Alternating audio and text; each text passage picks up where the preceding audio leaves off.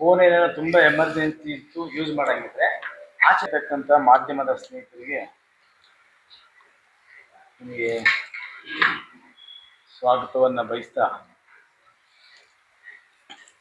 ಈ ಪತ್ರಿಕಾಗೋಷ್ಠಿಯ ಮೂಲ ಉದ್ದೇಶ ನಮ್ಮ ಕ್ಷೇತ್ರದ ಸುಮಾರು 32,000 ಜನರ ಭವಿಷ್ಯ.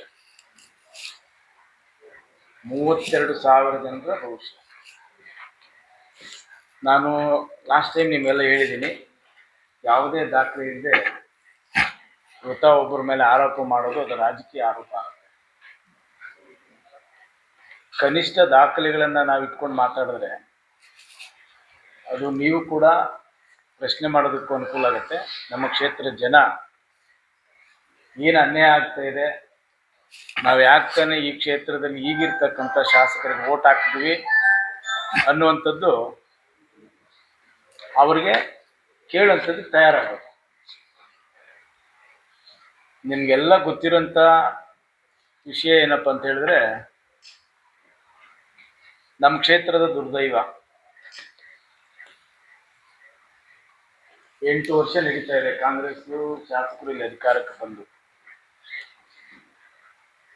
ಈ ಕ್ಷೇತ್ರದಲ್ಲಿ ಯಾವ ರೀತಿ ನಮ್ಮ ಕ್ಷೇತ್ರದ ಜನರನ್ನ ಮರಳು ಮಾಡಿ ಬಣ್ಣದ ಮಾತುಗಳನ್ನ ಮಾತನಾಡಿ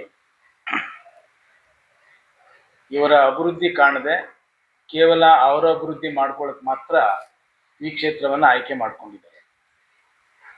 ಇಲ್ಲಿ ಶಾಸಕರೊಬ್ಬರೇ ಆಡಳಿತ ಮಾಡಿದ್ರೆ ಸರಿ ತಪ್ಪುಗಳು ಗೊತ್ತಾಗ್ತಾ ಇತ್ತೇನೋ ಗೊತ್ತಿಲ್ಲ.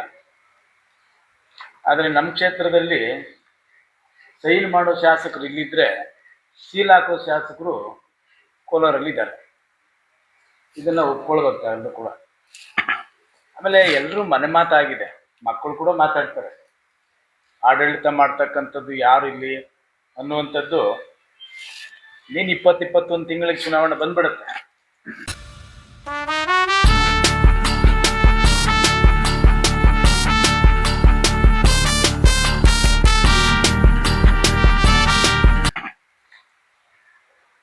ಇನ್ನೊಂದು 6 ತಿಂಗಳು ವರ್ಷ ಕಾಲ ಭಾಳ ಮನಸ್ಸನ್ನ ಮಾತನ್ನ ಹತೋಟಿಯಲ್ಲಿ ಇಟ್ಕೊಂಡಿರ್ತಕ್ಕಂಥ ಮುಖಂಡರುಗಳು ಕಾರ್ಯಕರ್ತರುಗಳು ಸಾವಿರಾರು ಜನ ಇದ್ದಾರೆ. ಇನ್ನು ಹತ್ತತ್ರ 1 ವರ್ಷ ಬಂದರೆ ಅನೇಕ ಜನ ಅವರ ತೀರ್ಮಾನಗಳು ನೀವೇ ಕಣ್ಣಾರ ನೋಡ್ತೀರಿ, ನಮ್ಮ ಕ್ಷೇತ್ರದ ಜನನೂ ಕೂಡ ನೋಡ್ತಾರೆ. ಒಂದು ಸಮಯದಲ್ಲಿ ಇತ್ತು 2023 ಎಲೆಕ್ಷನ್ ನಡೆದಾಗ ಯಾವ ರೀತಿ ಈ ಕ್ಷೇತ್ರದಲ್ಲಿ ಜನ ತೀರ್ಮಾನ ಮಾಡಿದ್ರು ಅಂತ ಹೇಳಿದ್ರೆ ಸುನಾಮಿ ಬಂದ ರೀತಿಯಲ್ಲಿ ಇತ್ತು. ಅದಕ್ಕೆ ಯಾವುದೇ ಬೆಟ್ಟ ಗುಡ್ಡ ಅಡೆತಡೆಗಳು ಯಾವುದು ಬಂದರೂ ಕೂಡ ನಿಲ್ತಾ ಇರಲಿಲ್ಲ. ಅಂತ ಒಂದು ಪರಿಸ್ಥಿತಿಗೆ ಆ DCC ಬ್ಯಾಂಕನ್ನು ಮುಂದೆ ಇಟ್ಕೊಂಡು ನಾವು ಮನೆ ಬಾಗಿಲಿಗೆ ಸಾಲ ಕೊಡ್ತೀವಿ, ನೀವೆಲ್ಲ ಓಟ್ ಹಾಕಿ ಅಂತೇಳಿ ಜನರನ್ನ ಮರಳು ಮಾಡೋದು. ಅದೇ DCC ಬ್ಯಾಂಕಿನ ಪರಿಸ್ಥಿತಿ ಇವತ್ತು ಏನಾಗಿದೆ ಅಂತೇಳಿ ನಾವೆಲ್ಲ ಕಣ್ಣಲ್ಲಿ ನೋಡ್ತಾ ಇದ್ದೀವಿ. ನನಗೆ ಗೊತ್ತಿತ್ತು, ಭಾಳ ತುಂಬ ಓಡುವ ವ್ಯಕ್ತಿ ಒಂದಲ್ಲ ಒಂದು ಟೈಮು ಸುಧಾರಿಸ್ಕೊಳ್ಳೋಕ್ಕೆ ಟೈಮ್ ಬೇಕಾಗುತ್ತೆ. ಅದಕ್ಕೆ ಆ ರೀತಿ ನಿಂತೋಗ್ತಾರೆ, ಇಲ್ಲ ಕುತ್ಕೊಂಡ್ಬಿಡ್ತಾರೆ. ನಿಧಾನವಾಗಿ ನಡ್ಕೊಂಡು ಹೋಗೋ ಮನುಷ್ಯ ಎಷ್ಟು ದೂರ ಬೇಕಾದ್ರೂ ನಡ್ಕೊಂಡು ಹೋಗ್ತಾನೆ ಇರ್ತಾನೆ. ಯಾಕಂದ್ರೆ ಅದನ್ನ ಗೊತ್ತು ಸಮಯ ತುಂಬ ಹಿಡಿಬೋದು. ಅದ್ರಲ್ಲಿ ನಾನು ಅಂದ್ಕೊಂಡಂಥ ಗುರಿ ಸಾಧಿಸೋದಕ್ಕೆ ನನ್ನಲ್ಲಿರ್ತಕ್ಕಂಥ ತೀರ್ಮಾನನೇ ಭಾಳ ಮುಖ್ಯ ಅನ್ನುವಂಥದ್ದು ಆತ್ಮಗೆ ಗೊತ್ತಿತ್ತು. ಆದರೆ ಯಾವುದಾದ್ರೂ ಒಂದನ್ನು ನೆಪ ಇಟ್ಕೊಂಡು ಬಳಸ್ಕೊಂಡು ಅಧಿಕಾರಕ್ಕೆ ಬರಲೇಬೇಕು ಅಂತ ತೀರ್ಮಾನ ಮಾಡೋಂಥ ವ್ಯಕ್ತಿಗಳ ದೂರದೃಷ್ಟಿ ಎಷ್ಟು ಬೇಗ ನಶಿಸಿ ಹೋಗ್ತದೆ ಅನ್ನೋಂಥದ್ದಕ್ಕೆ ಇತ್ತೀಚಿನ ಬೆಳವಣಿಗೆಗಳೇ ನಮ್ಮ ಕ್ಷೇತ್ರದಲ್ಲಿ ಕಾರಣ ಆಗ್ತದೆ. DCC ಬ್ಯಾಂಕ್ ನಾವು ಸೋತ್ವಿ, ಸುಮಾರು ಜನ ಬೇರೆ ಜನ ಅಂದ್ಕೊಂಡ್ರು, ಇಲ್ಲ ಸಂಪಂಗಿಯರು ದುಡ್ಡು ಖರ್ಚು ಮಾಡಿಲ್ಲ, ಹೇಳಿದಷ್ಟು ಹಣ ಕೊಟ್ಟಿಲ್ಲ, ಕಾಂಗ್ರೆಸ್ ಅಭ್ಯರ್ಥಿ ಖರ್ಚು ಮಾಡಿದಷ್ಟು ಹಣ ಖರ್ಚು ಮಾಡಿಲ್ಲ. ಆಮೇಲೆ ಇನ್ನೊಂದು ಹೆಜ್ಜೆ ಮುಂದೆ ಹೋಗಿ ಅವ್ರ ಹತ್ರ ಏನೋ ದುಡ್ಡು ತಗೊಂಡ್ರೇನೋ ಅನ್ನುವಂಥ ಅಪವಾದನೂ ಕೂಡ ಗೊತ್ತಿಲ್ಲ ಜನ ಮಾತಾಡ್ತಾ ಇದ್ರು. ಪಾಪ ಅವ್ರಿಗೇನು ಗೊತ್ತಿದೆ? ಆ ಸಂದರ್ಭದಲ್ಲಿ ನಾವೆಲ್ಲೂ ಕೂಡ ಲೂಟಿ ಮಾಡಲಿಲ್ಲ. ನಾವೇನು ನಮ್ಮ ತಾತ ಮುತ್ತಾತನವರು ಕಾಲದಿಂದಲೂ ಕೂಡ ನಾವೇನು ರಾಜಕಾರಣಿಗಳಲ್ಲ.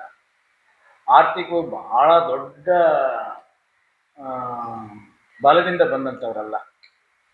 ನಾವೆಲ್ಲ ಚಳುವಳಿಯಿಂದ ಬಂದಂಥವ್ರ ಹತ್ರ ಹಣ ಎಲ್ಲಿದೆ? ರಾಜಕೀಯ ಅಧಿಕಾರ ತಗೊಂಡು ಬಹಳಷ್ಟು ವರ್ಷಗಳ ಕಾಲ ಅಧಿಕಾರ ಮಾಡಿದಂಥವ್ರು, ಬೇರೆ ಬೇರೆ ವ್ಯಾಪಾರಗಳು ಅವು ಮಾಡಿದಂಥವ್ರ ಹತ್ರ ದುಡ್ಡು ಇರ್ತದೆ. ಚಳುವಳಿಯಿಂದ ಬಂದಂಥವ್ರ ಹತ್ರ ಏನಿರ್ತದೆ? ಹೋರಾಟ ಒಂದೇ ಉಳಿದಿರೋದು ನಮ್ಮ ಹತ್ರ ಅಷ್ಟೇ ಉಳಿತದೆ. ಆ ಸಂದರ್ಭದಲ್ಲಿ ನಾನು 2008-13ರಲ್ಲಿ ಯಾರೋ ಆ ಪ್ರಶ್ನೆ ನನ್ನ ಕೇಳಲಿಲ್ಲ. ಅಂದರೆ 2023 ನಂತರ ನನಗೆ ಆ ಸಮಸ್ಯೆ ಕಾಡುತ್ತೆ. ನಿಮ್ಗೆ ಮೂಟೆಗಟ್ಟಲೆ ಟೇಬಲಲ್ಲಿ ಹಣ ಇಟ್ಬಿಟ್ಟು ಜೋಡಿಸಿ ನಾವು ಬಡ್ಡಿ ರಹಿತವಾಗಿ ಸಾಲ ಕೊಡ್ತೀವಿ ಅಂತ ಹೇಳಿ ಯಾವುದೇ ಮಾನದಂಡವನ್ನು ಅನುಸರಿಸಿದೆ, RBI ರೂಲನ್ನು ಫಾಲೋಅಪ್ ಮಾಡಿದೆ, ಸಾವಿರಾರು ಜನ ಶ್ರೀಶಕ್ತಿ ಸಂಘಗಳಿಗೆ ಲೋನ್ ಕೊಟ್ಬಿಟ್ರು. ಹಂಗಾಗಿ ಮೊದಲನೇ ಟೈಮು ಅವ್ರು ಗೆದ್ರು. ಎರಡನೇ ಟೈಮು ಸುಳ್ಳಿನ 5 ಗ್ಯಾರಂಟಿಗಳನ್ನು ರಾಜ್ಯದ ಜನರ ಮುಂದೆ ತಂದು ಸುಳ್ಳು ಹೇಳಿ ಮತ್ತೊಂದು ಸಾರಿ ಅಧಿಕಾರಕ್ಕೆ ಬಂದರು. ಮತ್ತೆ ಇದರ ಮುಖಂಡತ್ವವನ್ನು ನಮ್ಮ ಕ್ಷೇತ್ರದಲ್ಲಿ ವಹಿಸಿದಂಥ ಕಾಂಗ್ರೆಸ್ಸಿನ ಕೆಲವು ಮುಖಂಡರು ಕೊಟ್ಟಂಥ ಭರವಸೆ ಏನಿತ್ತು, ಇವತ್ತದು ನೀರು ಪಾಲಾಗಿದೆ. ಯಾವ ಬಡ ವ್ಯಕ್ತಿ 3 ಹೊತ್ತಿನ ಅನ್ನಕ್ಕೋಸ್ಕರ ದುಡಿಯುವಂಥ ಕೈಗೆ ಕೆಲಸ ಸಿಗದೇ ಇರ್ತಕ್ಕಂಥ ಪರಿಸ್ಥಿತಿ, ಕೇಂದ್ರ ಸರ್ಕಾರದ ನಮ್ಮ ನೆಚ್ಚಿನ ಪ್ರಧಾನಮಂತ್ರಿಗಳು ನರೇಂದ್ರ ಮೋದಿಜಿ ಇಡೀ ದೇಶದ ಕಡು ಬಡವರಿಗೆ ಉಚಿತವಾಗಿ ನಾನು ಅಕ್ಕಿ ವಿತರಣೆ ಮಾಡಬೇಕು, ಪಡಿತರ ವಿತರಣೆ ಮಾಡಬೇಕು ಅಂತೇಳಿ ನಮ್ಮ ರಾಜ್ಯಕ್ಕೆ ಕಾಲಕ್ಕೆ ಕಳಿಸ್ತಾರೆ. ಅದೆಷ್ಟೇ ಕಷ್ಟ ಇದ್ರೂ ಕೂಡ. ಆದರೆ ಇವರು ರಾಜ್ಯದಲ್ಲಿ ಎಷ್ಟು ದುರುಪಯೋಗ ಮಾಡ್ಕೊಳ್ತಾ ಇದ್ದಾರೆ ಅಂತ ಹೇಳಿದ್ರೆ,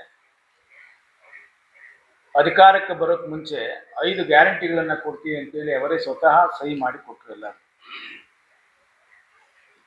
ಆ 5 ಗ್ಯಾರಂಟಿಗಳು ಎಷ್ಟು ಲಕ್ಷ ಜನರಿಗೆ ರಾಜ್ಯಕ್ಕೆ ಸೇರ್ತಾ ಇದೆ, ರಾಜ್ಯದಲ್ಲಿರ್ತಕ್ಕಂಥ ಜನರಿಗೆ ಅಂತೇಳಿ ಇಲ್ಲಿ ತನಕ ಯಾವುದೇ ಶ್ವೇತ ಪತ್ರವನ್ನು ಹೊರಡಿಸಲಿಲ್ಲ.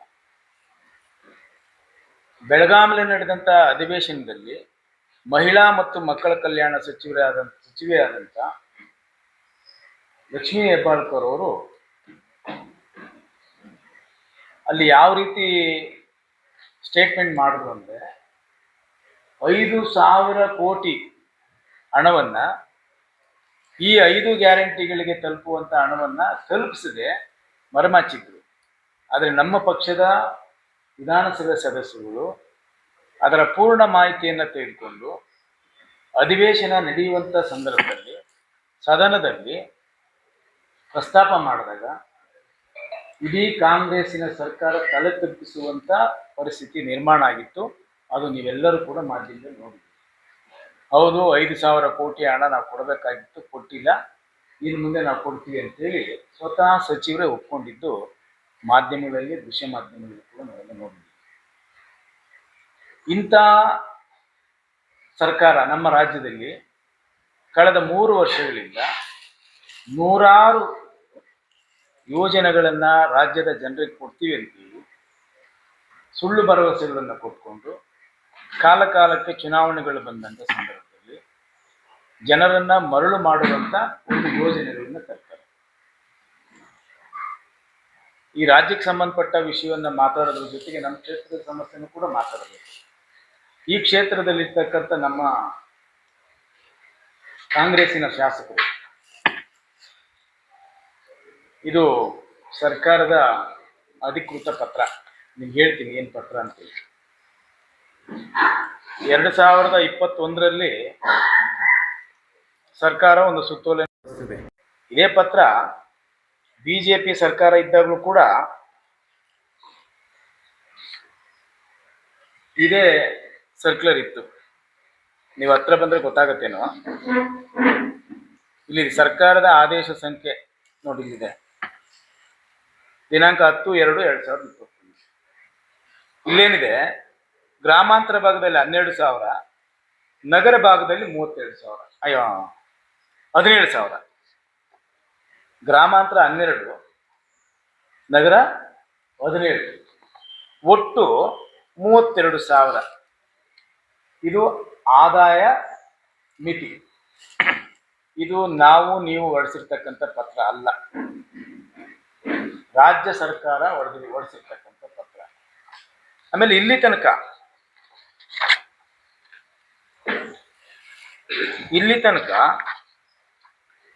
ಇದೇನು ಬದಲಾವಣೆ ಆಗಲಿಲ್ಲ, 32,000 ಅಂತಿದೆ. ಬಿಜೆಪಿ ಸರ್ಕಾರ ಇದ್ದಾಗ ಇದೇ 32,000 ಮಾನದಂಡನೇ ಇತ್ತು. ಏನಕ್ಕಿತ್ತು ಅಂತ ಹೇಳಿದ್ರೆ, ನಾನು ಓದ್ಬಿಡ್ತೀನಿ. ಮೇಲೆ ಪ್ರಸ್ತಾವನೆಯನ್ನು ವಿವರಿಸಿರುವಂತೆ ಸಾಮಾಜಿಕ ಭದ್ರತೆ ಮತ್ತು ಪಿಂಚಣಿ ನಿರ್ದೇಶನಾಲಯದಿಂದ ಜಾರಿಗೊಳಿಸುತ್ತಿರುವ ಮಾಸಿಕ ಯೋಜನೆಗಳಾದ, ಅಂದ್ರೆ ಮಾಸಿಕ ಅಂದ್ರೆ ಇಲ್ಲಿ ಪಾಪ ನಮ್ಮ ಜನರಿಗೆ ಸ್ವಲ್ಪ ಅದು ಪದ ಅರ್ಥ ಆಗಲ್ಲ. ಮಾಸಿಕ ಅಂದ್ರೆ ಪ್ರತಿ ತಿಂಗಳು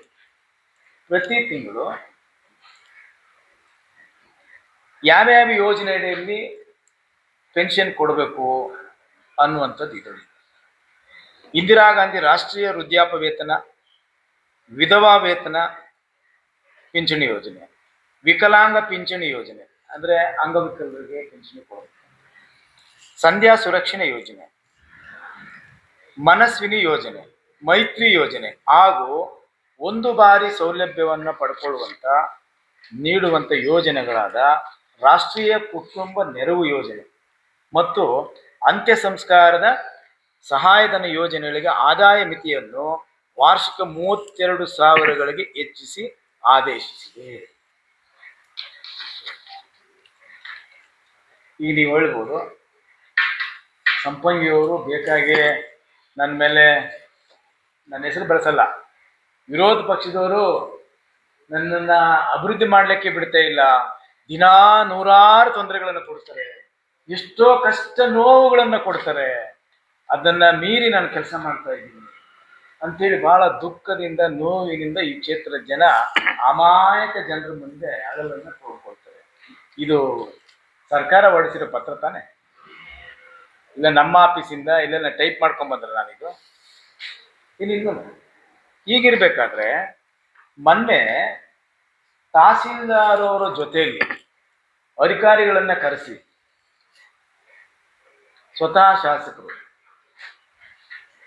ಅದಾಲತ್ ಕಾರ್ಯಕ್ರಮವನ್ನು ಮಾಡಿದ್ರು. ಬಹುಶಃ 18ನೇ ವಾರ್ಡಲ್ಲಿ ಇರ್ಬೋದು. ಅದಾಲತ್ತಲ್ಲಿ ಈ ಕ್ಷೇತ್ರದ ತಹಸೀಲ್ದಾರ್ ಹೇಳ್ತಾರೆ 1,32,000 ಆದಾಯ ಇದ್ರೆ ಮಾತ್ರ ಆ ಆದಾಯವನ್ನ ಈಗ ಸರ್ಕಾರ ಆದೇಶ ಮಾಡಿದೆ ಅಂತ ಹೇಳುದು. ನಿಜನಾ? ಸ್ವತಃ ತಹಸೀಲ್ದಾರ್, ದಂಡಾಧಿಕಾರಿ, ಯಾರೋ ರಾಜಕಾರಣಿಗಳು, ಮುಖಂಡರುಗಳು, ಕಾರ್ಯಕರ್ತರು ಮಾತಾಡಿದ್ರೆ ಅವ್ರೇನೋ ಮಾತಾಡ್ತಾರೆ ಅಂತ ಹೇಳ್ಬೋದು. ತಹಸೀಲ್ದಾರೇ 1,20,000 ಆದಾಯ ಇರಬೇಕು ಅಂತ ಹೇಳಿದ್ರೆ ಆದೇಶ ಎಲ್ಲಿದೆ? ಇಲ್ಲಿ ತನಕ ಇರ್ತಕ್ಕಂಥ ಆದೇಶ ಇದೆ 32,000.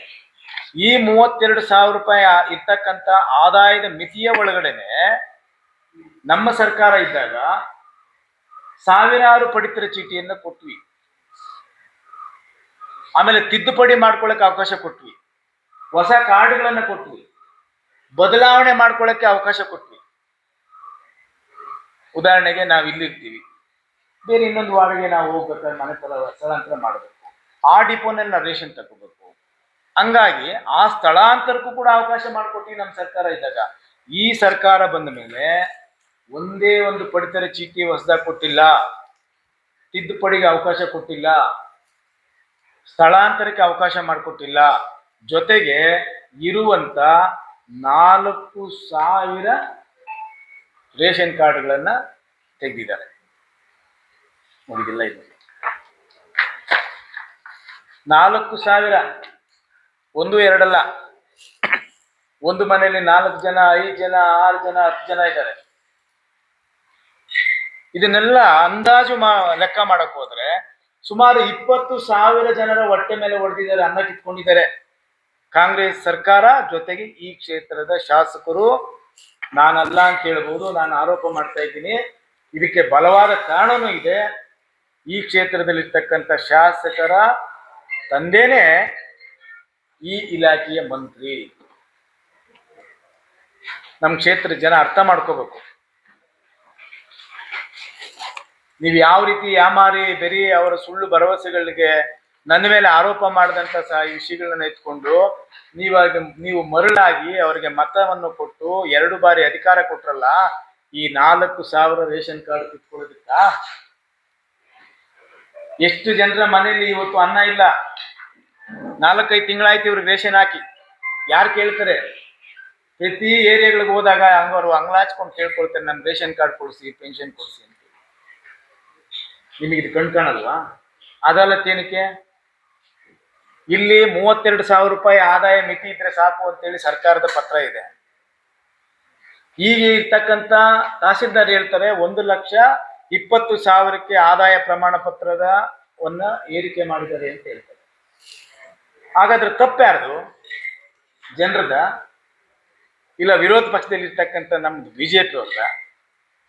ಬಿಜೆಪಿ ಅಧಿಕಾರದಲ್ಲಿ ಇದ್ದಂಥ ಸಂದರ್ಭದಲ್ಲಿ ಈ ರೀತಿ ಯಾವುದಕ್ಕಾದ್ರೂ ನಾವು ಕೈ ಹಾಕಿದ್ವಾ? ಎಲ್ಲಾ ಜಾತಿಯಲ್ಲಿ ಇರ್ತಕ್ಕಂಥ ಬಡವರಿಗೆ ಅನ್ನ ಸಿಕ್ಕಲ್ಲ, ಬರಗಾಲ ಬರ್ತದೆ, ಕೈಗೆ ಕೆಲಸ ಇಲ್ಲ, ಕುಟುಂಬ ನಿರ್ವಹಣೆ ಮಾಡೋಕ್ಕೆ ಬಹಳ ಕಷ್ಟ ಆಗ್ತಾ ಇದೆ, ಆರ್ಥಿಕ ಸಂದಿಗ್ಧ ಪರಿಸ್ಥಿತಿಯಲ್ಲಿದ್ದಾರೆ. ಅವರಿಗೆ ನಾವು ಈ ಒಂದು ಯೋಜನೆಯನ್ನ ಕೊಡ್ತೀವಿ ಅಂತೇಳಿ ನಾವು ನಿರಂತರವಾಗಿ ಇದನ್ನು ಕೊಡ್ತಾ ಬಂದ್ವಿ ನಮ್ಮ ಸರ್ಕಾರ ಇದ್ದಾಗ. ಆದ್ರೆ ನೀವು ನಿಮ್ಮ ಸರ್ಕಾರ ಬಂದ ಮೇಲೆ, ನಿಮ್ಮ ತಂದೆಯರು ಆಹಾರ ಮತ್ತು ನಾಗರಿಕ ಇಲಾಖೆಯ ಮಂತ್ರಿ ಆದ್ಮೇಲೆ ನಮ್ಮ ಕ್ಷೇತ್ರದಲ್ಲಿ ಅಂದ್ರೆ KGF ತಾಲೂಕಿನ ಒಂದರಲ್ಲೇ 4,000 ಪಡಿತರ ಚೀಟಿಯನ್ನು ತೆಗೆದಿದ್ದಾರೆ. ಅಂದ್ರೆ ಈ ಕ್ಷೇತ್ರ ಜನ ನೀವು ಇನ್ನೂ ಕಣ್ಮುಂಚ್ಕೊಂಡು ಕೂತ್ಕೊಳ್ತೀರಾ? ಕೇಳಲ್ವಾ ನೀವು? ಕಾಂಗ್ರೆಸ್ ಮುಖಂಡ್ರೆ, ಕಾರ್ಯಕರ್ತರೆ, ನೀವೇತೇನ ಇವರಿಗೆ ರಾತ್ರಿ ಆಗಲು ದುಡಿದು ಕಷ್ಟಪಟ್ಟು ಅಧಿಕಾರ ಕೊಟ್ಟವರು? ನಿಮ್ಮನ್ನ ಊರುಗಳಲ್ಲಿ ಪ್ರಶ್ನೆ ಮಾಡಲ್ವಾ? ಇದು Congress, BJP, JDS, RP, ADMK, DMK ಇನ್ನೊಂದು ಆ ಪಕ್ಷದಲ್ಲಿ ಇದ್ದಾರೆ ಅಂತಲ್ಲ, ಎಲ್ಲ ಪಕ್ಷದಲ್ಲಿ ಇರ್ತಕ್ಕಂಥವ್ರು ಪಡಿತರ ಚೀಟಿಯನ್ನು ತೆಗೆದಿದ್ದೀರಿ. 4,000 5 ಇಟ್ಕೊಂಡ್ರು ಕೂಡ 5-4 20,000 ಜನರ ಬದುಕಿನಲ್ಲಿ ಇವತ್ತು ನೀವು ಚೆಲ್ಲಾಟ ಆಡ್ತಾರೆ. ಎಲ್ಲೋಗೋದೀಗ ಅವರು ರೇಷನ್ ತಗೊಳಕ್ಕೆ? ಡಿಪೋಗೆ ಹೋದ್ರೆ ನಿಮ್ದು ತೆಗೆದಾಕಿದೆ, ಕೊಡಲ್ಲ ಹೋಗಿ ಅಂತಾರೆ. ಈ ರೇಷನ್ ಕಾರ್ಡ್ ತೆಗೆದಿರೋದ್ರಿಂದ ಇದರಿಂದ ಆಗುವಂತ ತೊಂದರೆಗಳು ಏನಂತ ಹೇಳಿದ್ರೆ, ಪಡಿತರ ಚೀಟಿ ತೆಗೆದಿರೋದಕ್ಕೆ ಅವ್ರು ಏನೇನು ಕಷ್ಟಗಳೆಲ್ಲ ಅನುಭವಿಸ್ಬೇಕು ಅಂತ ಹೇಳೋದಕ್ಕೆ ನಾನೊಂದಷ್ಟು ವಿಷಯಗಳನ್ನ ಹೇಳ್ತೇನೆ. BPL ಕಾರ್ಡ್ ಇದ್ರೆ ನೀವು ಆಯುಷ್ಮಾನ್ ಭಾರತ್ ಕಾರ್ಡ್ ಅನ್ನ ಉಪಯೋಗಿಸಕ್ಕಾಗೋದಿಲ್ಲ. ನೋಟ್ ಮಾಡ್ಕೊಳ್ಳಿ.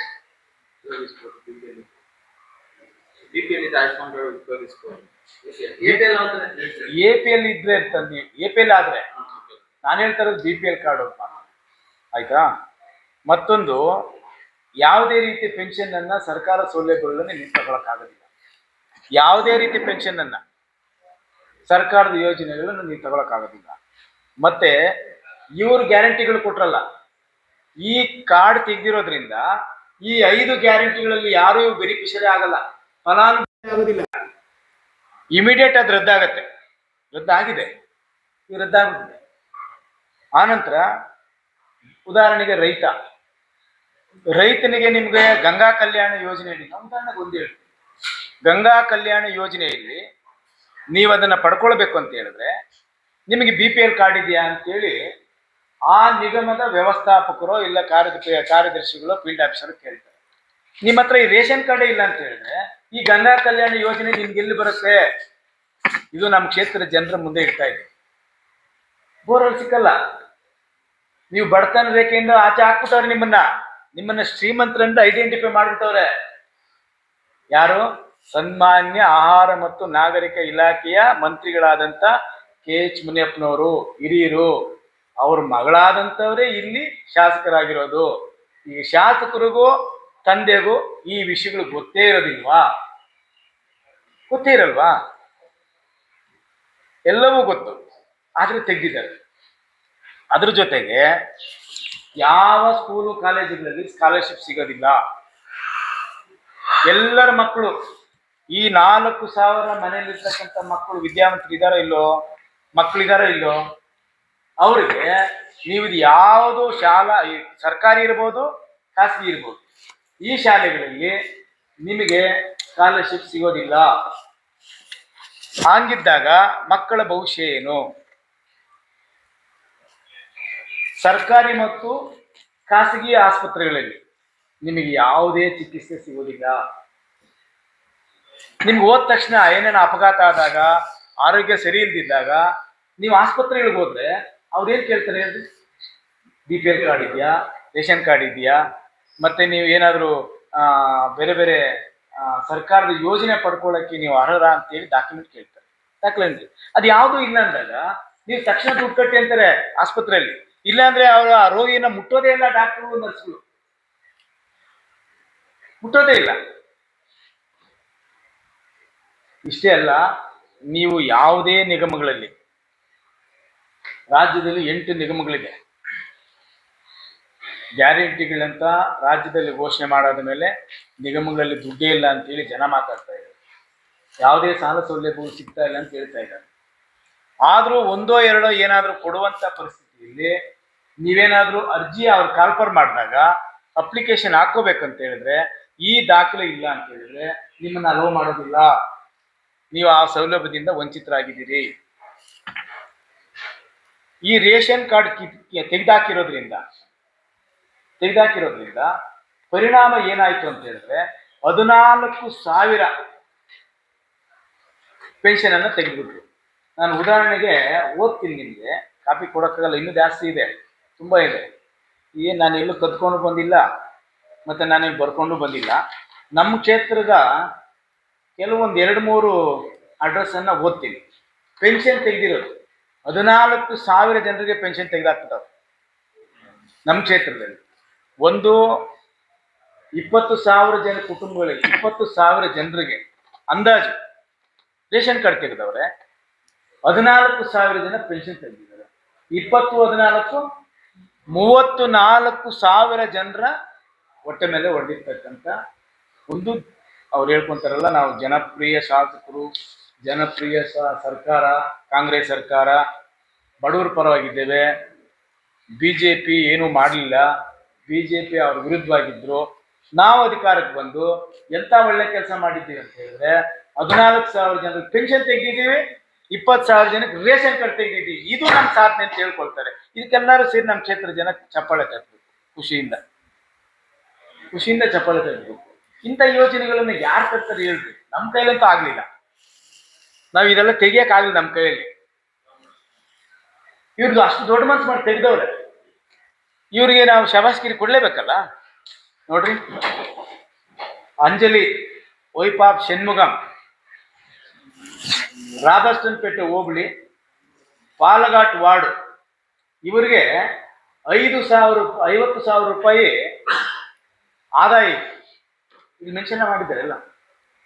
ಹಾಗೇನೆ ದಯಾಳ್ ಮುತ್ತಯ್ಯ, ಸಣ್ಣ ಕುಮಾರಸ್ವಾಮಿ,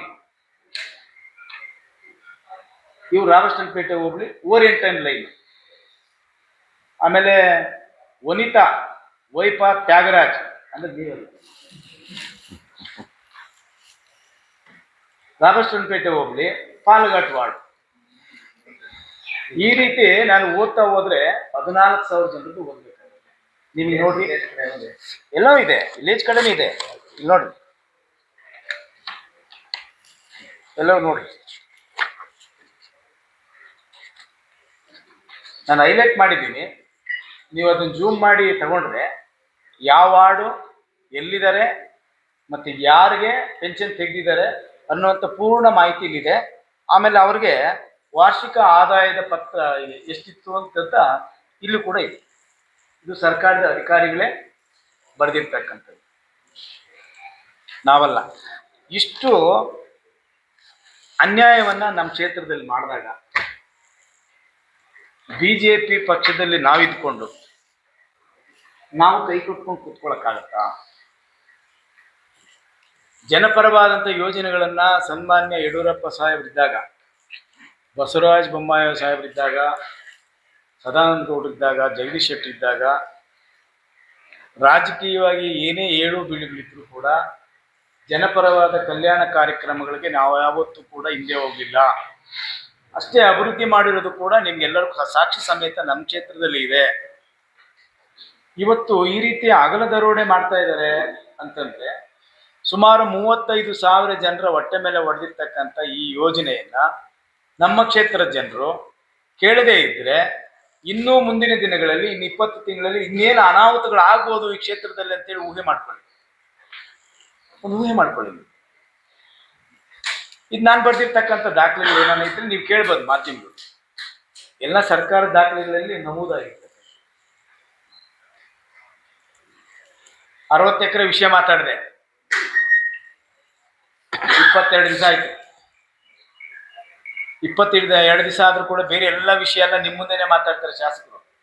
ಆ ವಿಷಯದ ಬಗ್ಗೆ ತುಟಿ ಬಿಚ್ಚಲ್ಲ, ಉತ್ತರನೇ ಇಲ್ಲ. ಅವ್ರು ಯಾರ ಕೈಲ ಪಾಪ ಬರ್ಕೊಟ್ಬಿಟ್ಟವ್ರೆ ಪ್ರಬಂಧ ಬರ್ದಂಗೆ. ಈ ಪ್ರಬಂಧ ಬರೆದ್ಬಿಟ್ರೆ ಏನಾಗುತ್ತೆ ಗೊತ್ತಾ, ಮೇಲ್ಗಡೆ ಕ್ಯಾಪ್ಷನ್ಗೂ ಕೆಳಗಡೆ ಕಂಕ್ಲೂಡ್ ಪದ ಕರೆಕ್ಟಾಗಿ ಬರೆದ್ರೆ ಸಾಕು, ಮಿಕ್ಕಿದ ಏನಿದ್ರು ಕೂಡ ಮಾರ್ಕ್ಸ್ ಕೊಟ್ಬಿಡ್ತಾರೆ ಮಾಸ್ಟ್ರು. ಭಾರತಕ್ಕೆ ಗಜನಿ ಮೊಹಮ್ಮದ್ ಎಷ್ಟು ಬಾರಿ ದಂಡಯಾತ್ರೆ ಬಂದ್ರೆ ಅಂದ್ರೆ 17 ಬಾರಿ ಬಂದ್ರು ಅಂತ ಹೇಳಿದ್ರೆ ಸಾಕು. ಮಿಕ್ಕಿದ ಎಲ್ಲಿ ಬಂದ್ರು, ಯಾವಾಗ ಬಂದ್ರು, ಏನಾನ ಬರ್ಕೊಳ್ರಿ. KGF ಇಂದ ಬೆಂಗಳೂರಿಗೆ ಬಂದ್ರು, ಬೆಂಗಳೂರಿಗಿಂದ ಬಂಗಾರಪೇಟೆ, ಕೋಲಾರ ಬಂದ್ರು ಅಂತ ಬರ್ಕೊಂಡ್ರು ಮಾರ್ಕ್ಸ್ ಕೊಟ್ಬಿಡ್ತಾರೆ. ಅಂದ್ರೆ ಅದೇ ಪರಿಸ್ಥಿತಿ ನಮ್ಮ ಕ್ಷೇತ್ರದಲ್ಲಿ ಆಗಿದೆ ಅಂತ ಹೇಳಿದ್ರೆ ಎಂತ ದುರಂತ ಇದೆ. ಶಾಸಕರಾಗಿರ್ತಕ್ಕಂಥವ್ರು ಸ್ವತಃ ಶಾಸಕರ ಆಡಳಿತ ಮಾಡಬೇಕು. ಇದು ಪ್ರಜಾಪ್ರಭುತ್ವದ ವ್ಯವಸ್ಥೆ. ಬಾಬಾ ಸಾಹೇಬ್ ಅಂಬೇಡ್ಕರ್ ಅವರು ಸಂವಿಧಾನ ಬರೆಯುವಾಗ ಯಾರ್ಯಾರು ಏನೇನು ಕೆಲಸ ಮಾಡಬೇಕು, ಅವರ ಜವಾಬ್ದಾರಿಗಳೇನು ಅನ್ನುವಂಥದ್ದು ಕ್ಲೀನಾಗಿ ಬರೆದ್ಬಿಟ್ಟಾರೆ ಸಂವಿಧಾನದಲ್ಲಿ. ಆದರೆ ಶಾಸಕರಾಗೋದೊಬ್ರು, ಆಡಳಿತ ಮಾಡೋದೊಬ್ರು. ಈ ಕ್ಷೇತ್ರ ಮೀಸಲು ಕ್ಷೇತ್ರ, ಆಡಳಿತ ಮಾಡೋದು ಮೀಸಲು ಕ್ಷೇತ್ರಕ್ಕೆ ಸಂಬಂಧಪಟ್ಟವರಲ್ಲ, ಅವ್ರು ಆಡಳಿತ ಮಾಡೋದು. ಕಾಂಗ್ರೆಸ್ಸರಿಗೆ ಇದಕ್ಕಿಂತ ಅಪಮಾನ, ಅವಮಾನ ನಿಮಗೆ ಇನ್ನೂ ಬೇಕಾ? ಇನ್ನು ನಾನು ಎಷ್ಟು ಸಾರಿ ಪದ ಬಳಸ್ತಾ ಇದ್ದೀನಿ. ನೀವು ಆಡಳಿತ ಮಾಡಬೇಕು, ನೀವು ಓಟ್ ಹಾಕ್ದವರು, ನೀವು ಗೆಲ್ಲಿಸಿದವರು, ಸರ್ಕಾರ ನಿಮಗೆ ಬಂದಿದೆ. ನಿಮ್ ನಂಬದವ್ರಿಗೆ, ನಿಮ್ಮ ಊರಲ್ಲಿರೋರಿಗೆ, ಓಟ್ ಹಾಕ್ದವ್ರಿಗೆ ಈ ರೀತಿ ವಂಚನೆ ಆಗಿದೆಯಲ್ಲ, ಇದನ್ನ ಉಳಿಸ್ಬೇಕು. ನಾಳೆ ನಮ್ಮ ಊರುಗಳಲ್ಲಿ ನಾವು ಮುಖ ಎತ್ಕೊಂಡು ತಿರುಗಕ್ಕಾಗೋದಿಲ್ಲ, ಮತ್ತೆ ರಾಜಕೀಯವಾಗಿ ನಾವೇನು ಕೆಲಸ ಮಾಡೋಕ್ಕಾಗೋದಿಲ್ಲ. ಎಲ್ಲ ವಯಸ್ಸಾದವ್ರಿಗೆ ಪೆನ್ಷನ್ 14,000 ತಿಂಗಳಾದ್ರೆ ಏನಾದ್ರು ಮಾತ್ರೆ ತಗೊಳಕ್ಕೋ, ಏನಾದ್ರೂ ಅವ್ರು ಏನು ಊಟ ಏನೋ ಅವ್ರು ಬಯಸಿದ್ರು ಅದನ್ನ ಪಡ್ಕೊಳ್ಳೋಕ್ಕೆ ನನಗೊಂದಷ್ಟು ಹಣ ಬರುತ್ತೆ, ಸರ್ಕಾರ ತಂದು ಮನೆ ಕೊಡ್ತದೆ ಅಂತೇಳಿ ಆಕಾಶದಲ್ಲಿ ನಾವು ಮಳೆ ಬಂದಿಲ್ಲ ಅಂತ ಆ ಮೋಡಗಳನ್ನು ನೋಡಿ ನೋಡಿ ನೋಡಿ ಸಾಕಾಗ್ತಾ ಇತ್ತಲ್ಲ ರೈತರು. ಆ ರೀತಿ ಪೆನ್ಷನ್ದಾರರ ಬದುಕು. ತಿಂಗಳಾದ್ರೆ ನನಗೆ ಈ ಪೆನ್ಷನ್ ಬರುತ್ತೆ, ನಾನೇನಾದ್ರೂ ಮಾಡ್ಬೋದು, ನನ್ನ ಮೊಮ್ಮಗನಿಗೆ ಒಂದು ಚಾಕ್ಲೇಟ್ ಕೊಡಿಸ್ಬೋದು, ನನ್ನ ಮೊಮ್ಮಗನಿಗೆ ಏನಾದ್ರೂ ಒಂದು ತಿಂಡಿ ತಗೊಡ್ಬೋದು ಅಂತೇಳಿ ಆಸೆ ಪಟ್ಟಂತ ಆ ಇಳಿ ವಯಸ್ಸಿನ ಜೀವ ಕಾಯ್ತಾ ಇರ್ತದೆ. ಆ ಜೀವದ ಕೈಲಿ ಹೋಗ್ತಕ್ಕಂಥ ಹಣನ ನೀವು ಕದ್ದು ನಿಮ್ಮ ಜೋಬ್ಗೆ ಹಾಕೊಂತ ಇದ್ದೀರಲ್ಲ, ಸರಿನಾ? ಇದು ನಯನ ಇದು? ಅದಕ್ಕೇನ ನಿಮ್ಮನ್ನು ಗೆಲ್ಸಿದ್ದು? 3 ವರ್ಷ ಸುಮ್ಮನೆ ಇದ್ದೀವಿ ನಾವು. ಗೆದ್ದಂಥ ಶಾಸಕರು ಯಾರೇ ಇರಲಿ, ಸೋಲು ಗೆಲುವು ಪ್ರಜಾಪ್ರಭುತ್ವದ ಒಂದು ವ್ಯವಸ್ಥೆ.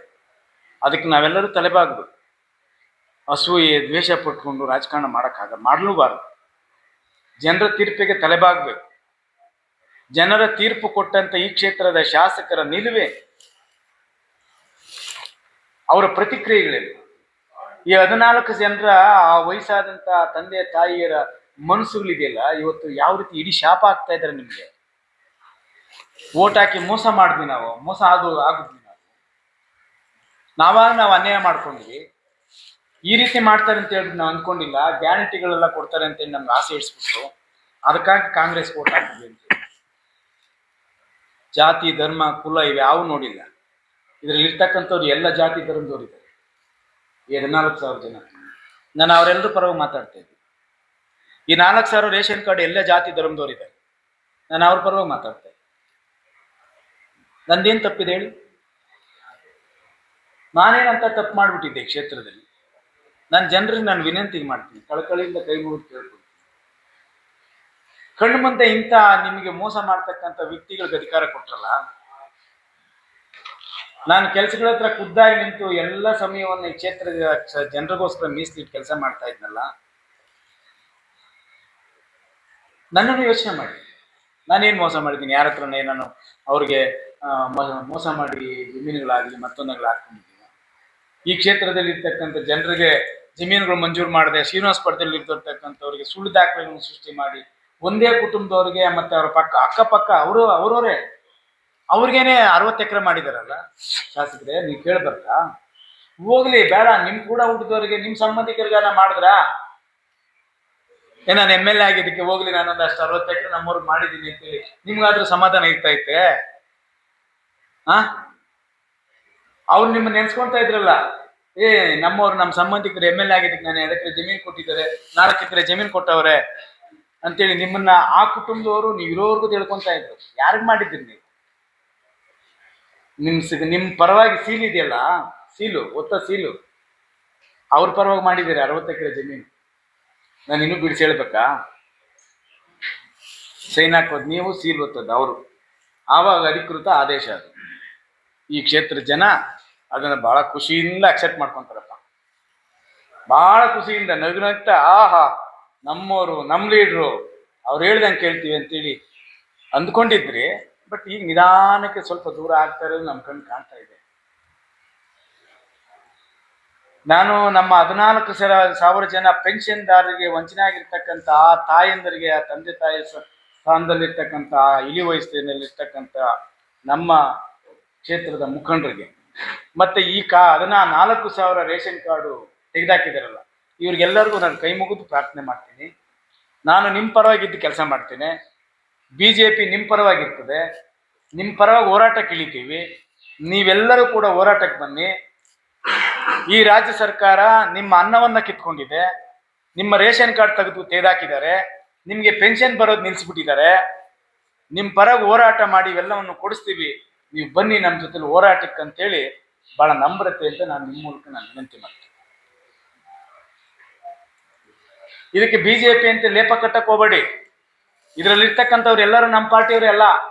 ನಮ್ಮ ಕ್ಷೇತ್ರದ ಜನ, ನಿರ್ಗತಿಕರು, ಬಡವರು, ನೊಂದಂಥವ್ರು, ಕಷ್ಟದಲ್ಲಿರ್ತಕ್ಕಂಥವ್ರು, ಇದನ್ನೇ ನಂಬಿ ಬದುಕ್ತಕ್ಕಂಥವ್ರು ಇದೆಲ್ಲ ಕಿತ್ಕೊಂಡ್ಬಿಟ್ಟಿದ್ದೀರ. ಈ ಕ್ಷೇತ್ರದ ಶಾಸಕರು ಯಾವತ್ತಾದರೂ ಇದರ ಬಗ್ಗೆ ಸದನದಲ್ಲಿ ಮಾತಾಡಿದಾರಾ? ನಾನು ನಮ್ಮ ಕ್ಷೇತ್ರದ ಬಗ್ಗೆ ಇಷ್ಟು ಮಾಹಿತಿಯನ್ನು ಕಲೆ ಹಾಕಿದ್ದೀನಿ. ಇಡೀ ರಾಜ್ಯದಲ್ಲಿ ಅದು ಎಷ್ಟು ಲಕ್ಷ ಜನರಿಗೆ ಬಾಯಿಗೆ ಮಣ್ಣು ಹಾಕಿದಿರೋ ಗೊತ್ತಿಲ್ಲ. ಎಷ್ಟು ಜನ ಬಾಯಿಗೆ ಮಣ್ಣು ಹಾಕಿದಿರೋ ಗೊತ್ತಿಲ್ಲ ನೀವು. ಯಾಕೆ? ಗ್ಯಾರಂಟಿ ಕೊಟ್ಟಿದ್ರಲ್ಲ ನೀವು. ಗ್ಯಾರಂಟಿನ ಯಾರು ಕೇಳಿದ್ರು? ಯಾರು ಕೇಳಿಲ್ಲ. ರಾಜ್ಯದ ಜನ ನಿಮ್ಮ ಹತ್ರ ಬಂದು ಓಟ್ಗೋಸ್ಕರ, ನೀವು ಅಧಿಕಾರಕ್ಕೆ ಬರೋಕ್ಕೋಸ್ಕರ 5 ಗ್ಯಾರಂಟಿಗಳನ್ನು ಕೊಟ್ಟು ಓಟನ್ನ ತೆಗೆದುಕೊಂಡ್ರಿ. ಅದರ ರೇಷನ್ ಕಾರ್ಡ್, ಪೆನ್ಷನ್ ನಿಮ್ಮ ಕಾಲದಲ್ಲಿ ಆಗಿದ್ದಲ್ಲ. ಇದು ನಿಮ್ಮ ಕಾಲದಲ್ಲಿ ಆಗಿದ್ದಲ್ಲ. ಮೊದಲಿನಿಂದ ನಡ್ಕೊಂಡ್ಬಂದು ಕೊಡ್ತಾ ಇರ್ತಕ್ಕಂಥ ಪದ್ಧತಿಯನ್ನ ಇವತ್ತು ನಿಲ್ಲಿಸಿ ಕಿತ್ಕೊಂಡ್ಬಿಟ್ರಲ್ಲ ನೀವು. ಇನ್ನೇನ್ ಮಾಡ್ತೀರಿ? ಪೆನ್ಷನ್ ಕದ್ದು ಇನ್ನೇನಕ್ಕೆ ನೀವು ಅದನ್ನ ಇನ್ನೇನು ಬಳಸ್ತೀರಿ? ಹಣ ಹೇಳಿ. ಈ ಹಣ ಇನ್ನೆಲ್ಲಿ ತಗೊಂಡಾಗ ಹಾಕ್ತೀರಿ? ಎಷ್ಟು ಕೋಟಿ ಆಗ್ಬಿಟ್ಟು ಇದಕ್ಕೆ? ನಮ್ಮ ಜಿಲ್ಲೆಯಲ್ಲಿರ್ತಕ್ಕಂಥ ಜನರಿಗೆ ನಾನು ಹೇಳ್ತೀನಿ, ಪಕ್ಷಾತೀತವಾಗಿ ನಮ್ಮ ತಾಲೂಕು ಸೇರಿಕೊಂಡು ನೀವು ಬೀದಿಗಿಳಿದು ಹೋರಾಟ ಮಾಡಿಲ್ಲ ಅಂತ ಹೇಳಿದ್ರೆ, ನಿಮ್ಮ ಹಕ್ಕನ್ನು ನೀವು ಕೇಳಿಲ್ಲ ಅಂತ ಹೇಳಿದ್ರೆ, ನೀವು ಇನ್ನೂ ಕೂಡ ಈ ಕ್ಷೇತ್ರದಲ್ಲಿ ಉಳಿಯಕ್ಕೂ ಕೂಡ ಇವರು ಬಿಡೋದಿಲ್ಲ. ಅಂತ ಒಂದು ಪರಿಸ್ಥಿತಿಗೆ ನಿಮ್ಮನ್ನು ತಂದೊಡ್ಬಿಡ್ತಾರೆ. ಎಚ್ಚೆತ್ಕೊಳ್ಳಿ.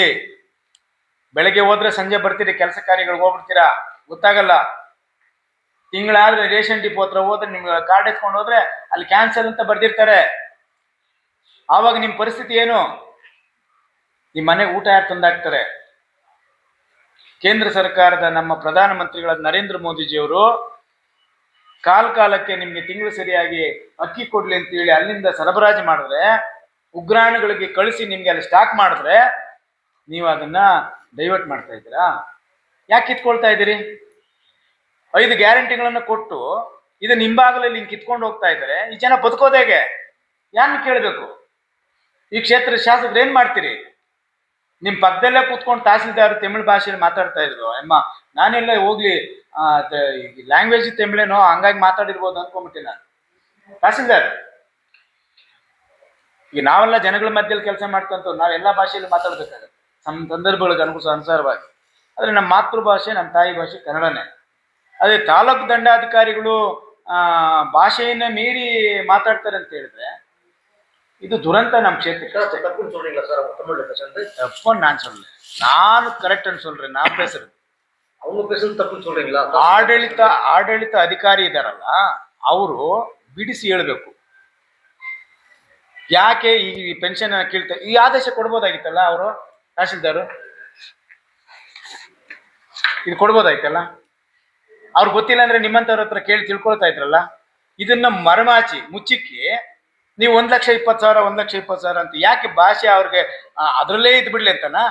ಎಷ್ಟು ಚೆನ್ನಾಗಿ ಮಾತಾಡ್ತಾರೆ ಗೊತ್ತಾ ಅವರು. ಮನೆಗಳ ಹತ್ರ ಎಲ್ಲ ಹೋದ್ರೆ ಅವ್ರನ್ನ ಯಾಕೆ ಅಲ್ಲೇ ಗುಂಪು ಮಾಡ್ತೀರಿ? யார் நான் டிவைட் ಮಾಡ್ತೀನಿ? நம்மோர் ಅವರು புரியாதவங்களுக்கு புரிய வைக்கிறதுக்காக ஒரு அதிகாரி சொல்றாங்க. அது தப்பு இல்லையா? அதை மட்டும் சொல்லுங்க. ஆஹா, நான் சொல்றது செங்குட்டேனா பாருங்க, நீங்க பாயிண்ட் அவுட் பண்ணி என்ன அபராதி ஸ்தானத்தில் நிக்க வைக்காதீங்க. இல்ல சரி, டோன்ட் மிஸ்டேக் மீ. இந்த விஷயத்துக்கு வாங்க, நீங்க பெரியவங்க இருக்கிறீங்க கரெக்டா. நான் தமிழ்ல பேசிருக்கிறேன், எனக்கு ரைட்ஸ் இருக்குது.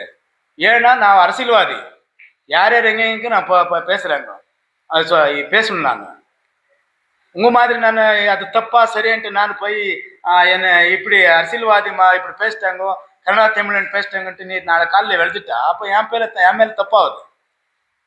அதெல்லாம் ஆகக்கூடாது, ಮಿಸ್ಟೇಕ್ ಆಗக்கூடாದು. ಅಧಿಕಾರಿಗೂ ರಾಜಕಾರಣಿಗೂ ವ್ಯತ್ಯಾಸ ಇರಲ್ವಾ? ನೀವು ಹೇಳ್ರಿ. ನಮ್ಮ ಸೆಂಗುಟ್ಟಣ್ಣ ಸೀನಿಯರ್, ಇದು ಪೊಲಿಟಿಷಿಯನ್ಗೂ ಬ್ಯೂರೋಕ್ರಸಿಗೂ ಡಿಫ್ರೆನ್ಸ್ ಇರಲ್ವಾ? ಇಲ್ಲ ಸರ್, ಕಾನೂನಲ್ಲಿ ಏನು ಹೇಳಿದ್ದೆ, ಗೊತ್ತಿರೋರು ಇದ್ದಾರೆ, ಗೊತ್ತಿಲ್ಲದವರು ಇದ್ದಾರೆ. ಅದಕ್ಕೆ ದಾಖಲೆ ಕೊಡ್ಬೇಕಲ್ಲ ನೀವು. ಆಯ್ತು, ತಹಸೀಲ್ದಾರ್ ಮಾಡೋದು ಸರಿ ಅಂತ ನಿಮ್ಮ ಪ್ರಕಾರನೇ ತಹಸೀಲ್ದಾರ್ ಹೇಳಿ ಸ್ವಲ್ಪ ಸರಿ ಅಂತ ಹೇಳೋದಾದ್ರೆ ಅವ್ರಿಗೆ ಟ್ರಾನ್ಸ್ಲೇಷನ್ ಮಾಡಿ ಕೊಡಿ, ಒಂದು ಕಾಪಿನ ಕೊಡ್ಬೋದಾಯ್ತಲ್ಲ. ಐ ಆಮ್ ಕರೆಕ್ಟ್ ಹೇಳೋಣ. ನೀವು ಬೇರೆ ಅವ್ರಿಗೆ ಪೇಪರ್ ತೋರಿಸ್ತೀರಾ, ಆದೇಶ ತೋರಿಸ್ತೀರಾ, ನೀವು ಹೇಳ್ಬಿಟ್ರೆ ಅದು ತಪ್ಪಲ್ವಾ? MLA ಪಕ್ಕದಲ್ಲೇ ಇದ್ದಾರೆ, MLA ಹೇಳ್ಬೋದಾಗಿತ್ತಲ್ಲ. ಅದು ನಾನು ಹೇಳ್ತಿರೋದು, ಜನಗಳಿಗೆ ಮಿಸ್ಗೈಡ್ ಮಾಡಬಾರ್ದು. 14,000 ಜನರಿಗೆ ಪೆನ್ಷನ್ ಹೋಗಿದೆ, 4,000 ಜನ ರೇಷನ್ ಕಾರ್ಡ್ ಹೋಗಿದೆ. ಅದ್ರ ಬಗ್ಗೆ ನಾನು ಕೇಳ್ತಾ ಇದ್ದೀನಿ, ಯಾಕೆ ತೆಗೆದ್ರಿ ಅಂತ ಸರಿ ಮಾಡಬೇಕು. ಈಗ ತಹಸೀಲ್ದಾರು 1,20,000 ರೂಪಾಯಿ ಈಗ ಆದಾಯ ಪ್ರಮಾಣ ಕೊಡ್ಬೇಕು ನೀವು ಅಂತ ಹೇಳ್ತೀರಿ. 32,000 ರೂಪಾಯಿದು ಆದಾಯ ಪತ್ರ ಇಲ್ಲಿದೆ. 30,000 ರೂಪಾಯಿ 32,000 ಇರ್ಬೇಕಂತ. ಹಂಗಾದ್ರೆ ತಹಸೀಲ್ದಾರ್ ಕೊಡ್ಲಿ 32,000 ರೂಪಾಯಿ ಆದಾಯ ಪತ್ರ. ಅದೇ ತಹಸೀಲ್ದಾರ್ ತಾನೇ ಅಲ್ಲಿ ಸ್ಟೇಟ್ಮೆಂಟ್ ಮಾಡಿದ್ದು, ಅವ್ರು ಕೊಡ್ಲಿ. ಈ ಪೆನ್ಷನ್ ಯಾಕೆ ನಿಲ್ತಾ ಇತ್ತು, ಈ ರೇಷನ್ ಕಾರ್ಡ್ ಯಾಕೆ ನಿಲ್ತಾ ಇತ್ತು, ಅದು ನಾನು ಕೇಳೋದು. ಈಗ ಅವತ್ತು ಹೋಗ್ಬಿಟ್ಟು ಖುಷಿಗೆ MLA ಮೆಚ್ಚಿಸೋದಕ್ಕೆ ಟ್ರಾನ್ಸ್ಫರ್ ಮಾಡ್ಕೊಂಡ್ ಬಂದಿದ್ದಾರಲ್ಲ ಅಲ್ಲಿಂದ ಇಲ್ಲಿಗೆ, ಅದು ಉಳಿಸ್ಕೋಬೇಕಲ್ಲ ಖುಷಿಯಾಗಿ. ಅದಕ್ಕೆಲ್ಲ ಮಾತಾಡೋದು, ಕೆಲಸಕ್ಕೆ ಮಾತಾಡಬೇಕು. ತಹಸೀಲ್ದಾರ್ ಆಗಿರಾಗಲಿ, ಜನಪ್ರತಿನಿಧಿಗಳಾಗಿರಲಿ, ತಹಸೀಲ್ದಾರರು ಯಾವುದೇ ಸರ್ಕಾರದ ಸ್ಕೀಮ್ ಬಂದಾಗ ಇಂಪ್ಲಿಮೆಂಟ್ ಮಾಡಬೇಕು, ಅದು ಅವ್ರ ಜವಾಬ್ದಾರಿ. ಮಾಡಿಸೋದು ಜನಪ್ರತಿನಿಧಿಗಳಿಗೆ. ಇದು ನಮಗೂ ಅವ್ರಿಗಿರೋ ವ್ಯತ್ಯಾಸ. ಇದನ್ನು ಅವ್ರು ಮಾಡಿಲ್ಲ ಅಂತೇಳಿ ನಾನು ಮಾತಾಡ್ತಾ ಇದ್ದೀನಿ. ಇದು ತಪ್ಪಲ್ವಾ? ಅದಕ್ಕೆ ನಾನು ಹೇಳೋದೇನಂತ ಹೇಳಿದ್ರೆ, ನೀವೆಲ್ಲರೂ ಕೂಡ 14,000 ಜನ ಮತ್ತು 4,000 ಜನ ಇವರೆಲ್ಲರೂ ಒಗ್ಗಟ್ಟಾಗಿ ಕ್ಷೇತ್ರದ ಜನರ ಬದುಕು ಚೆನ್ನಾಗಿರಬೇಕು, ಮತ್ತು ಪೆನ್ಷನ್ ಅವ್ರಿಗೆ ಬರಬೇಕು, ಮತ್ತು ರೇಷನ್ ಕಾರ್ಡ್ ಅವ್ರಿಗೆ ಸಿಕ್ಕಬೇಕು ಅಂತೇಳಿ ನಾವು ಹೋರಾಟ ಪ್ರಾರಂಭ ಮಾಡ್ತೀವಿ. ದಯಮಾಡಿ ಎಲ್ಲರೂ ಸಹಕರಿಸಿ. ಈ ಕ್ಷೇತ್ರದ ಶಾಸಕರ ನಡೆ ಏನು ಅನ್ನೋದನ್ನು ನಾವು ಸಾರ್ವಜನಿಕವಾಗಿ ಖಂಡಿಸಬೇಕು, ಸರ್ಕಾರದ ವಿರುದ್ಧ ಪ್ರತಿಭಟನೆ ಮಾಡಬೇಕು ಅಂತೇಳಿ ಇಷ್ಟು ವಿಷಯಗಳನ್ನು ನಾವು ಮಾತಾಡ್ತೀವಿ.